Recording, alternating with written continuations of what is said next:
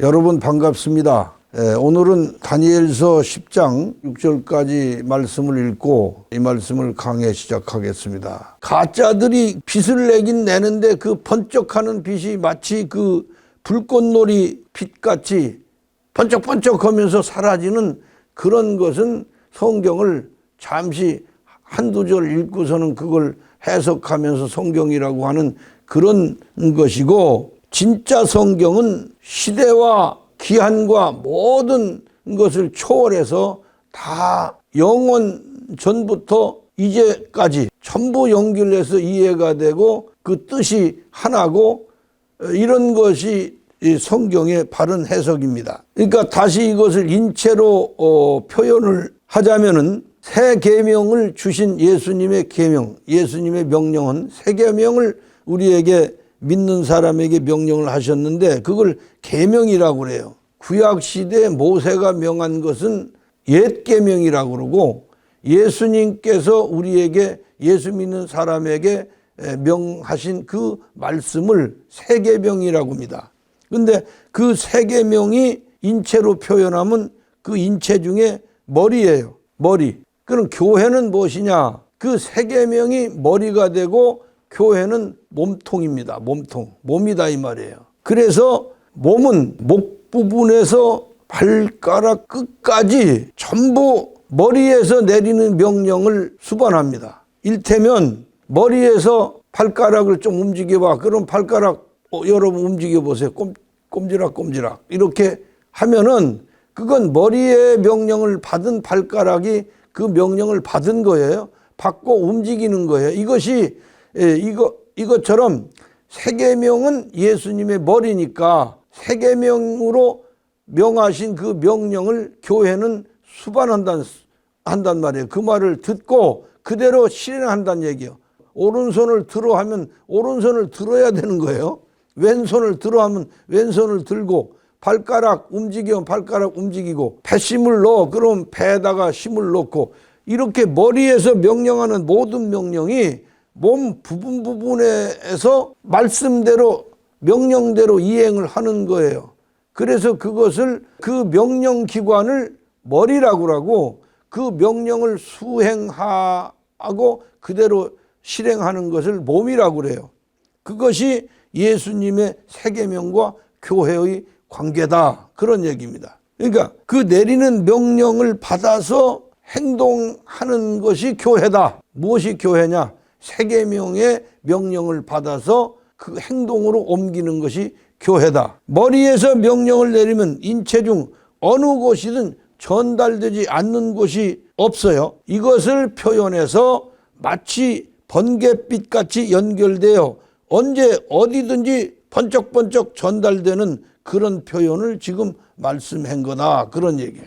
여러분, 머리에서 내리는 명령이 전달되지 않는 부분은 어떤 것일까요? 발가락을 움직여. 그런데 발가락 안 움직여진다. 그럼 그 발가락은 어떻게 된 거예요? 죽은 부분이죠. 머리에서 내린 명령을 행동으로 실행하지 못하는 인체는 그 부분은 죽은 부분이에요. 뭐 풍을 맞았다든가 그런 사람이 반쪽은 쓰질 못하잖아요. 그러니까 한쪽만 쓴다고 그래요. 그건 벌써 그 인체 이상이 있는 거죠. 그것이 문제예요. 더구나 그 신경이 죽어서 명령 하다를 받고도 움직이지 못하는 부분이 있다면은 그 부분은 어떻게 해야 되느냐? 외과에서 그 부분은 잘라내지 않으면 그것이 점점 썩은 것이 더 많이 해서 죽습니다. 그래서 예를 들어서 다리를 잘라내는 사람, 팔을 한쪽을 잘라낸 사람, 왜 그러냐? 썩은 것이 그대로 있는 게 아니라 점점 더 많은 부분을 썩히기 때문이에요. 몸 전체를 죽이지 않기 위해서는 일부를 희생할 수밖에 없는 것이 인체의 조건입니다. 그래서 예수님의 새 계명은 우리 인체에 내리는 머리의 명령과 같은 것이에요. 예수님의 새 계명이 통하지 않는 교회는 이미 죽은 교회예요. 그 교회는 생명이 없는 교회입니다. 그러니까 어떤 교회라고 하는 것은 건물이 있고 교인이 있고 뭐 목사가 있으면 교회가 아니에요. 무엇이 교회냐? 예수님의 새 계명이 있고 계명을 받드는 몸체가 있고 그 받아서 행동하는 교회가 살아있는 교회고 그걸 교회라고 그러지. 예. 예수님의 세계명도 없고 그걸 받아도 뭔가도 모르고 그러면은 거기는 그건 죽은 교회라고 하거나 또는 교회가 아닌 것이죠. 그거는. 요한복음 5장 39절에 제가 좀 전에도 말씀을 드렸지만은 너희가 성경에서 영생을 얻는 줄 생각하고 성경을 상고하거니와 성경이 곧 내게 대하여 증거하는 것이로다. 이 말씀은 성경을 정의한 유일한 말씀이에요. 성경 중에. 이 말씀 하나가 요한복음 5장 39절 한 말씀이 성경을 정의하고 있는 성경 속의 유일한 말씀이란 얘기예요. 이게 무엇이냐면 성경은 영생을 위해서 기록된 말씀이다. 성경을 왜 보는가? 왜 읽는가? 왜 연구하는가? 곧 예수님의 세계명이 그 안에 들어있기 때문이에요. 예수님의 세계명 안에는 살아있는 영이 있고 그 영 속에는 영원한 생명, 영생의 생명이 그 안에 있다. 그런 얘기예요. 예, 그 다음에 이제 본문에 그 눈은 횃불 같고 팔과 발은 빛난 녹과 같다 그랬는데 이 눈은 횃불 같다. 이 성경 말씀 속에 눈이 가득하다. 계시록에는 눈이 가득하고 그 내 생물이 있는데 내 생물의 몸체에는 눈이 가득하더라. 그렇게 얘기한 게 있어요. 계시록에는 또 생물이 내 둘레로 돌아가면서 눈이 가득하더라. 계시록에도 그런 말이 있어요. 또 에스겔서에도 그런 말이 있어요. 에스겔서 10장 12절에 보면은 그 네 그룹의 바퀴의 둘레에 다 눈이 가득하더라. 그 네 생물과 네 그룹의 둘레에 다 눈이 가득하다 했어요. 예레미야 16장 17절 말씀에도 눈은 행위를 감찰하시는 하나님의 얼굴이라 그랬어요. 하나님의 그 얼굴 앞에는 인간의 모든 생각이나 인간의 그 계획이나 인간의 죄악을 숨길 수도 은폐할 수도 없다는 사실입니다. 예, 사람의 눈은 앞에만 달려 있어서 뒤에서 하는 짓이나 숨어서 하는 짓은 볼 수가 없어요. 그러나 하나님 앞에서는 그 어떤 행위도 어떤 마음도 숨길 수도 속일 수도 없이 다 드러납니다. 호세아 2장 10절에 보면은 이제 내가 그 수지를 그 연애하는 자의 눈앞에 드러내리니 저를 내 손에서 건져낼 사람이 없으리라. 하나님이 하는 행위를 드러내면은 그것을 감춰줄 사람이 없어요. 율법은 행위만 드러낼 뿐 마음은 드러내지 못해요. 그러나 복음은 그 중심 속에 있는 마음까지 다 드러내는 것입니다. 율법은 살인하지 말라 하면은 마음으로는 정말 죽이고 싶으나 실제로 가서 죽이지만 않으면 살인죄는 아닙니다. 그것이 율법이에요. 간음하지 말라 율법에 있으니까 마음으로는 음욕을 품고 있지만 실제로 간음만 하지 않으면 죄가 성립하지 않습니다. 그러나 이게 복음은 달라요. 행위도 마음도 다 드러나기 때문이에요. 예수님께서 이렇게 말씀하셨어요. 여인을 보고 음욕을 품으면 이미 간음하였느니라 그랬어요. 마음만 품고 있어도 이미 간음한 것이니까 죽이고 싶은 미움만 있어도 이미 살인한 것이다. 그러니 복음의 눈앞에는 무엇을 감출 수가 있겠습니까? 복음 앞에는 하나도 감출 수 없는 것을 말씀하고 있어요. 그것을 갖다가 여기 불꽃 같은 눈, 횃불 같은 눈이 가득하더라 하는 얘기를 성경에 하신 것입니다. 스가랴서 3장 9절 말씀에 보면 여호수아 앞에 세운 돌을 보라. 한 돌에 7눈이 있느니라 그랬어요. 여기서 무엇을 돌이라고 한 것인지 우리가 알아야 합니다.